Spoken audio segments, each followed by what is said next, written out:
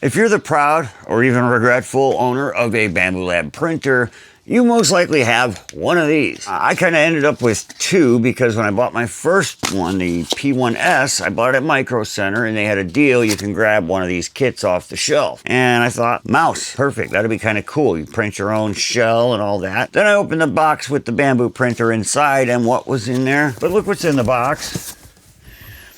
It came with one already, so yeah, I ended up with two mice. This mouse has one major issue. The weak clicky sound on the buttons. In my opinion, it's not just a design flaw. It looks like they designed it one way and then put different buttons into place. You'll see when we get to the soldering part. By the way, if you're new here, welcome to Justin Nelson's Projects, where I do everything from electronics, 3D printing, automotive, even household stuff, plumbing, working on your water heater, you name it. If it's a project, I try to film it and make a video out of it. So if you like random stuff like that, make sure you hit that subscribe button below. If you like this particular video, make sure to give it a thumbs up. Now, back to the video.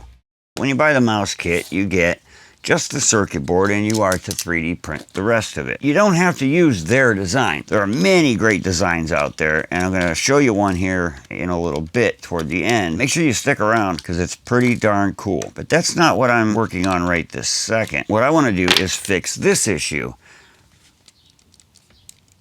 You hear that when I click a button? Yeah, neither do I. For comparison, here's a real ass button. This is what comes in the bag. One thing I noticed, they use micro switch here. Usually there's a lever on these, but this is a wide 3-pin switch. And then they've got these little guys, but if you pay close attention to the circuit board, look at the outline around those. And notice there are 3 holes. And I got to thinking, I happen to have a $6 bag of micro switches from my really old ancient 3D printer. And these have a nice click. And with just a little bit of finesse, you can take that part off, and now you've got a button much like the one that they did actually use 3 holes on. So for this one, I'm just gonna leave this one as is because it's not terrible. So we're gonna take 2 of these. Oh yeah, that was the other thing I compared first, was the height.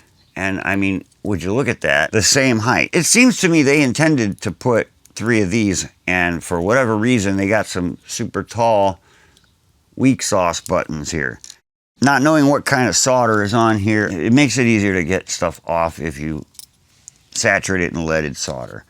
Then I'm going to take this, making sure the button is that way, stick it in here, heat up those same 2 pads, and we're in business. And then just for a good measure,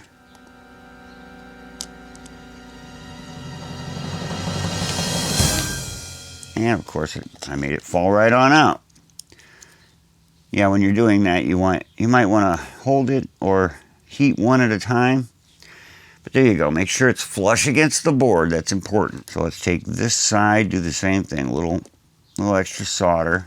Get this guy in, same way. We don't need to worry about that 3rd hole, by the way. This time, I'm going to heat one up just to get a little extra solder. Let it cool a second. Then get that middle pin.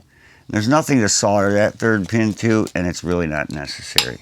Then just to make sure it's all the way on the board, because if it's up a little, you might have problems with it not clicking properly. And with that, we've got a very clicky mouse. I'm going to reassemble this real quick.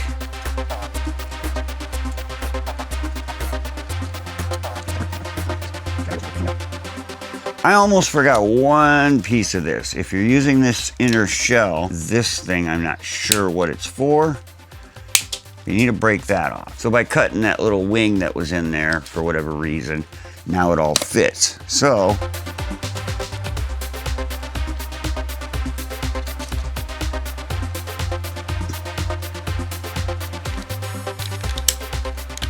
everything works, but most importantly, it really feels like a real mouse and sounds like a real mouse.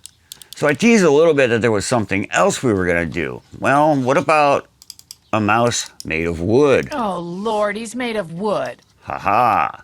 Now obviously it's not real wood, it's just a Bambu Lab mouse kit with a much simpler design. You'll see why I went with a simpler design, because this is really intricate. On screen, you should be seeing it prints with a whole lot of supports, just the way the design is. No matter what you do with a mouse, there's going to be a lot of supports for this shell. This particular design, I'll link to the creator below. I'll put his name on the screen because I don't know it offhand. He has several different models, and I chose kind of the simplest one, knowing what I had planned to do with it. As it comes off the printer, this is what it looks like. Now, with a bit of sanding with 40 grit sandpaper, I know that's really, really harsh, but what we're trying to do is introduce wood grain where there isn't wood. By going in the same direction the entire time, make sure you get into those little divots, and you end up with this really rough looking mouse. And then I took a carbon steel wire brush and went over it with that. And then the next step is simply just doused it with wood stain. And I went with a dark mahogany, I believe. After about 10 minutes, you wipe it with paper towels, let it dry overnight. Now, I don't have any video of any of this process, just some still pictures here. But you can see the end result is just this gorgeous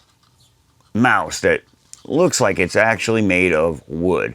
Now, I could have sanded that down a little better. You can even put the polyurethane on there, sand it, and do it some more, but I actually like the grippiness of it. At this point, I've got two mice that click the way that they should, and one of them looks like it's made out of wood. Once you start messing with wood-filled PLA, you start thinking, what else might look kind of cool made out of wood? And I've got this Milwaukee Fastback knife, and you know, of course this one doesn't have a blade in it. I love these things, but what if it were made out of wood? Holy crap. Tell me that's not cool. And that's where you can find it, on Etsy. Again, you start looking at things going, what else can I make out of wood? Well, I happen to have the lamp kit from Bambu Lab. I think this one came with the A1 Mini when I bought it. I earned some points on Maker World and got this for free, but with shipping, it really wasn't free. But this is the clock kit. Now I want to make some kind of clock out of something wood. Should I go with the original design that it shows on the box there? Maybe something with some RGB LEDs. That could be fun. But my point is, I see people use wood PLA all the time, and yet I don't see a lot of people actually treating it like wood. Give it a good rough sand, give it some stain, give it some polyurethane, and it's indistinguishable. Every time I show this to somebody, people assume it's actually made out of wood. I know a little bit about woodworking, but I'm not that fucking good. So anyway, thanks so much for watching. If you like this, I've got all kinds of projects coming up soon, including this interesting thing that I'm about to mount tomorrow at the Lighthouse Restaurant here in town. Make sure you watch that video. And again, more wood stuff coming up and just all kinds of random stuff. Thanks so much for watching. See you on the next one.